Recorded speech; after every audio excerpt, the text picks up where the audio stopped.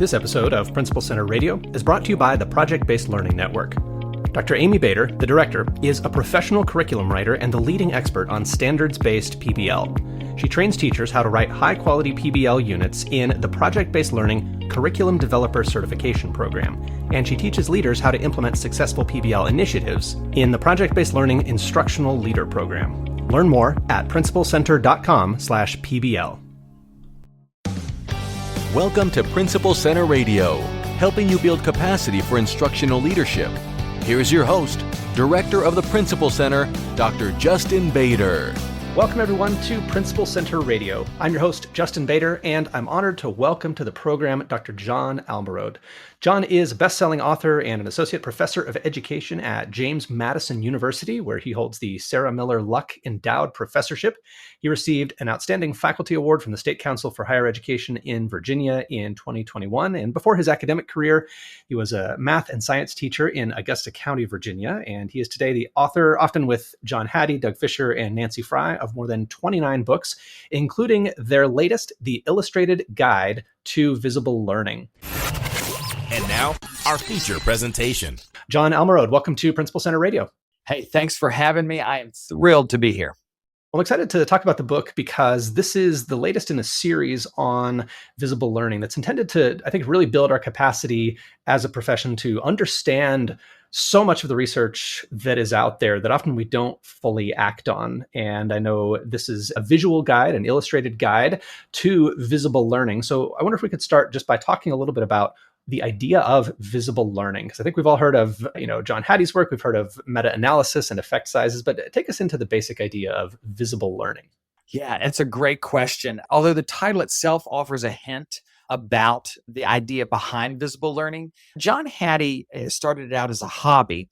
And what we do now collaboratively within the team is strive to translate the incredibly large body of research on what works in teaching and learning into something that teachers can use in their classroom on Wednesday or Thursday. In other words, how do we move from research to reality, from intention to integration, from potential to powerful practice?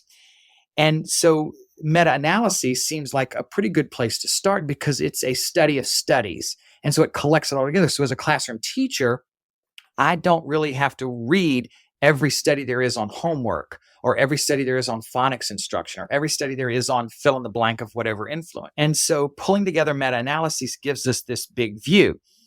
But, and I'm going to answer your question, I just have to come in and make a soft landing with this. How do you make sense of the research? That's the secret. So it's not having research, it's how do we make sense of research so that we can utilize it? And so what's fascinating is when you pile all the studies together that now make up the visible learning database, I mean, we're talking upwards of 3,000 meta-analyses, 100,000 studies. I mean, it's just an incredibly large body of research. There is a message that comes through, and the message is this: learning is most effective when teachers see learning through the eyes of their students, and students see themselves as the drivers of their own learning. That's the bumper sticker phrase that sums up all the findings. Well, what does that mean? Well, quite simply, it means when we make thinking and learning visible in the classroom, then we can see it and our learners can see it, and it allows us to make better decisions as a teacher and allows learners to make better decisions as learners. That's the part one of that phrase. The second part, or part two of that phrase, is how do we build capacity in our learners to drive their own learning? Because soon, in the not too distant future, we won't be their teachers anymore. So do students know what to do when they don't know what to do? And I'm not their teacher anymore. And so all of the findings seem to scream that message. And so John then captured it into our slogan, what we say all the time: when we see learning through the eyes of our students, and students see themselves as the drivers of their own learning. That's what it means to make teaching and learning visible. That is visible learning. Well said. Thank you for that kind of summary and introduction. And one other topic that I wanted to bring up early on is the idea of effect sizes, which can be positive, they can be negative, and often there are these kind of awkward decimals that often we're not really quite sure how to interpret. So take us into that idea of effect sizes. That's kind of a through line to all those meta-analyses and a lot of the practices that, get a number attached to them. That number is the effect size typically, right?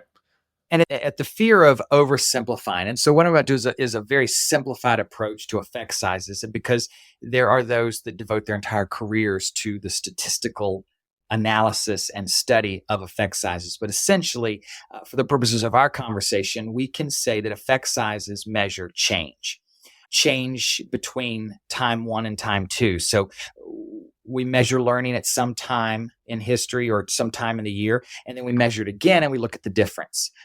It can be the difference between two interventions. We did this intervention here and we did this intervention there, and this is the difference between the learning growth with those two interventions. We can do groups. We did something with this group and something with that group, and this is the difference. And so effect sizes show growth or difference, and growth in terms of time, but difference in terms of interventions and groups. And what it allows us to do is it allows us to make relative comparisons to other things tested at different times with different interventions and different groups. I'm always nervous about this next statement because it's kind of true, but it's a bit of an oversimplification. Effect sizes are based on standard deviations. And so what that means is it allows us to take an apple and an orange and compare it.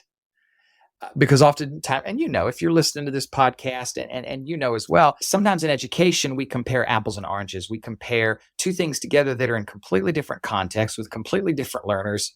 And that can get risky because our classrooms do have differences between them and amongst them. What an effect size does is it allows us to mathematically compare apples and oranges and make relative comparisons across influences, interventions, and groups. And so Cohen's D is the effect size calculator that is used in visible learning. It's one of the ways to calculate effect size, but it's growth or difference. There's a magic number that indicates the kind of the tipping point between something that is, a quite good practice and something that's either, kind of neutral or actually even harmful. Explain that number for us a bit. So we call it the hinge point in the visible learning work. Our team refers to it as the hinge point. Let me set it up before I throw the hinge point out there, because I think it's important and empowering to think about the hinge point this way. For the longest time, we used 0 as the hinge point. In other words, anything that we did in our schools and classrooms, if it was positive, we celebrated it. And if it was negative, we stayed away from it. And what the research has uncovered, the visible learning database is one of the big contributors to this, is that about 95 to 97% of everything we do is positive. And there's only this small subset of influences that are negative, and we know what they are. Bullying. Let's see. Boredom is negative. Television is negative, drugs, negative. And so, okay, that's fine. But all of these other things are positive. So maybe our threshold is too low, because if I'm a learner and I spend 180 days in a classroom, then I should likely expect 1 year's worth of growth, not just anything positive. And what we found is that teachers, 0 is too low a threshold because the impact teachers have on learners is far beyond just positive. It can be quantified into a year's worth of growth. So number one, 0 is too low of a threshold. It doesn't represent the value added by teachers, the quality that teachers offer to learners. So when you put in all the influences from visible learning, it turns out the average effect size of the influences is 0.4 of a standard deviation, 0.4.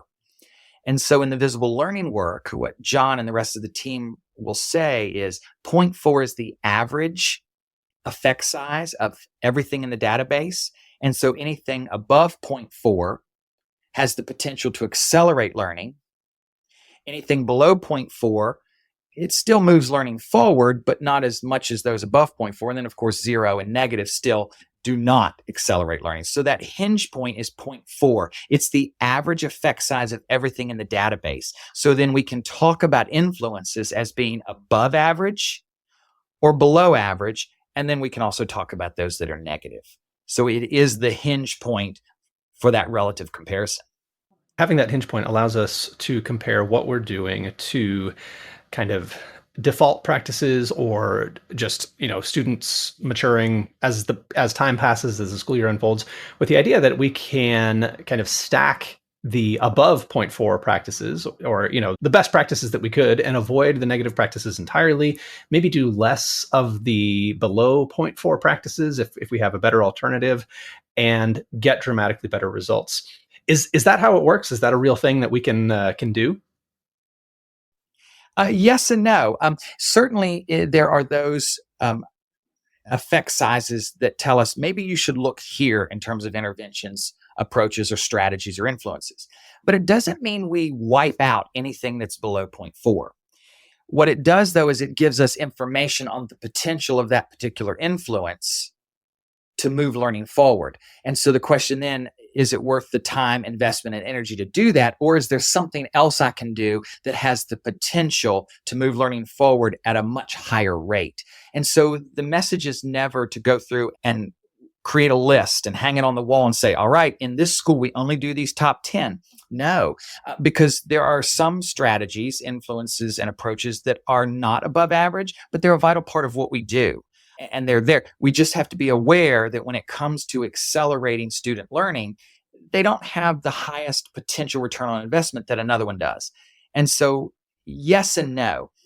The other thing I would say, and certainly not to hijack your podcast, but you notice I've used the word potential a lot. This is one of the things that we talk about in our group quite often. What gets us in trouble sometimes in classrooms is we often treat research findings as guarantees. This researcher says this strategy showed this impact, so if I go do it on Tuesday with my literacy block or in my third block class, then I'm guaranteed to get that result. That is not only not true, but that sets us up for unproductive failure. What the research tells us is this intervention, approach, or strategy has been documented as having a potential influence on learning. The secret sauce is then the expertise of the teacher in implementing that strategy in their own classroom and making adaptations based on that local context. So the effect sizes tell us the potential, but the expertise of the teacher in integrating it and implementing it in their classroom is what turns that potential into a powerful practice. So it's not just the kind of mindless stacking or racking up of things that are on the list. It's kind of like, if I wear all of my clothes at once, I'm not going to be ready for swimming and skiing and hiking, and be purposeful, right? Exactly. Oh my gosh. That's a great way to think about it. So I will certainly quote you on that one, because that's a good way to think about it. Yes. So they do not stack. And if I use 6 of them that are above 0.4, I can't add them up and expect my exit tickets to show an effect size of 2,336.8. That's just not going to happen. Yeah, that's a great way to think about it.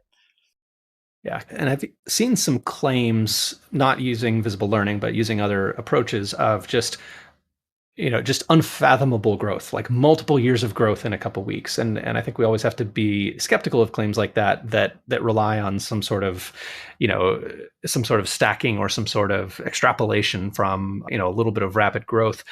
And I'm so glad that you highlighted just kind of the intelligent use of these strategies by teachers, knowing that, different situations are going to call for, different practices.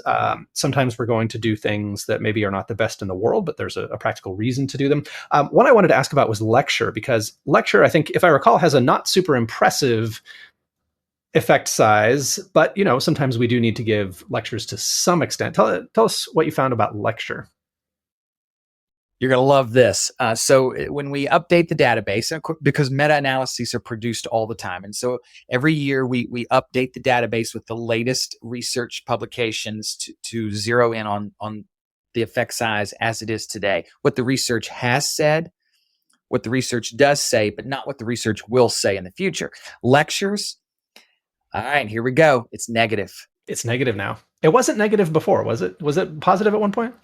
It was positive. And part of the challenge is we often make lecture and direct instruction synonyms. We make those two concepts synonymous. And that's not true. I mean, direct instruction is a very clear model of instruction. By the way, it has the highest effect size of any of the models of instruction on record: direct instruction, anticipatory set, objectives, a mini lesson, guided practice, feedback, independent practice, and then you loop through. But lecture in and of itself has a negative effect size. And that's because at no point in a lecture, remember the original quote from Visible Learning in the beginning, at no point during a lecture do we ever get to see learning through the eyes of the students, because they're sitting there passively. And nor do we give them a chance to drive their own learning, because they're sitting there taking in information. So lectures are negative. There is zero evidence out there that shows that lecture has any positive effect on learning. Now that we've drilled down to definitions of lecture and can sort the studies better, we have a pretty clear picture. There's zero evidence that lectures work. What does work is maybe a 3 to 5 to 7 minute mini lesson, as long as it's followed with, back to direct instruction, guided practice, cooperative learning, feedback, independent practice. But then in that case, that's not lecture. So lecture, I would feel comfortable saying there's just, this one is always dicey, because I find myself sitting at a university right now as we speak. So then they might say, well, my students learn. Yeah, because they leave our lectures at the university and go back to their dorms. They go back to the library. They go back and join their study groups, and they use other strategies that improve their learning. And so they learn in spite of us. They learn in spite of us, which is why one of the biggest predictors in college success is the student's study skill toolkit. Because if a student doesn't know how to learn in spite of a lecture, it's going to be a rough run. Those that do, they survive it. Now, correct me if I'm wrong on this, but I want to indulge my curiosity and make sure I understand this correctly. Part of the reason that lecture has likely tipped from slightly positive into negative territory, to me, it seems like part of the reason must be that we have now found better things to do in comparison, right? Like if lecture was the only strategy we had, it couldn't have a negative effect size, because that would be in comparison to no alternatives, right? I mean, am I thinking about that the right way? You are. And I would add another thing to the list, and that is we got better at measuring what actually was working. Because what we found out was, these learners sit through lectures, but they seem to be learning a whole bunch. Oh my gosh, we should ask them what they do outside of the lecture. And then when we control for that, we find out that's what was having the influence, not the lecture. So we get better at methodologies. We get better at the research. We get better at targeting really what we're after. I mean, it's just like in medicine or engineering or biochemistry. As technology and tools and understanding advances, we get better and better at the research. And education is no exception to that. It's the difference between biting on a piece of wood for surgery and using anesthesia to block the pain. It's just growth in the field. Yeah, interesting. And there's a moral urgency to that, right? There's an ethical obligation that we have as educators to use practices that are as good as they can be, right? Like it's not ethical to do surgery without anesthesia if you have anesthesia available. You know, we're in an age where there's not really an excuse for not knowing what best practices are. But I wanted to ask about a problem of definition, because I know this is a problem for researchers who conduct meta-analyses. I know this is a challenge in your work in combining meta-analyses, a problem of definition. So if you say lecture, or you say direct instruction, or you say questioning, or any concept, there's the challenge of defining that and potentially having to combine studies that maybe define those terms and those practices a little bit differently. I want to ask first how that challenge shows up in the research, on the research side, but then also how it shows up on the practitioner side. Because as practitioners, one of the challenges we face is you can say, everybody go do X, go do direct instruction to 10 people, and those 10 people will all be doing completely different things. And they can't all be, the same effect size. So help us think about that issue, both in terms of definitions on the research side and understanding on the implementation side.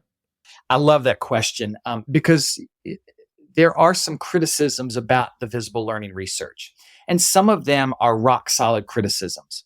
And then some of them are also misunderstandings about what is actually at our fingertips in the visible learning research. And so some of those criticisms we really don't respond to, because it's somebody that has grabbed a hold of a single sentence, a single influence, and just run with it. But there are some criticisms of it that are no different than any research study. No research study is perfect. No research paper is without its flaws or limitations, and visible learning is, of course, no exception. One of the things that we do to counteract that, and John has done this since the very beginning, and now we do this together as a group. If you go to the visible learning database, which by the way is free to the public, there are a couple of things we do to try to sort through that. Number one is we provide a definition of the influence that we are using. When we say lecture, this is the definition we're using to define lecture. And so we're very transparent in how we're defining something. So if you were to look up access to mobile phones, that definition is different than using mobile phones or using handheld devices in learning. We have to distinguish those because the effect sizes are very different. One is negative, access, but having it available in a learning situation is positive because I can quickly look something up. And so we are very clear in our definitions, and we say list of definitions of influences. And by the way, at the bottom, there's a contact us button, and people can reach out and say, hey, I don't agree with your definition, and share, and we engage in that dialogue. So we open it up to public access and discussion. The second thing we do is we provide the list of all of the meta-analyses that contributed to that effect size so that anyone listening to this podcast, you could go on there and pull them down, do the same thing we did, and see if you arrive at the same effect size. And then we invite you to hit the button, contact us, and engage in that dialogue. So what am I trying to say? Just like any other researcher in any field, transparency about methodology and definitions is the best we can do in the social sciences. It's not really that, in physics, an electron is an electron is an electron. But in our world, a third grader is not a third grader, not a third, right? So we go for transparency, we open it up to the public, and we encourage that type of interaction. When it comes to practicality, this is the fun one. And this is one of the goals of our team. We are now heavily into the translation part of it. And that is, okay, so if this is the definition, this is the effect size, how do we support teachers, leaders, superintendents, policymakers to interpret this and translate it? And the visual guide or the illustrated guide is one of our biggest steps forward in that. Because what we try to say is, look, it has to do with the way you think about what you're doing. In fact, that's another huge finding in the visible learning database and the research. It's not what we teach or how we teach, but how we think about our teaching and our leading and our learning. And so there's a particular part in that illustrated guide called evaluative thinking. And that's the type of thinking that an individual engages in when they're translating research into that reality. So to answer your question more succinctly, part of visible learning is building a mindset or a mind frame that, okay, I want to use this intervention, jigsaw, has an effect size of 1.20. But how I translate it in my classroom is going to look fundamentally different than yours. But if I think about it in the way of, all right, what are my learners ready for and what evidence tells me that? What intervention am I going to use? Jigsaw. How am I going to implement it? How am I going to evaluate to see if it worked? How am I going to collect that evidence and interpret it? So building the capacity to engage in evaluative thinking so that we can make adjustments along the way as we implement something from intention to integration.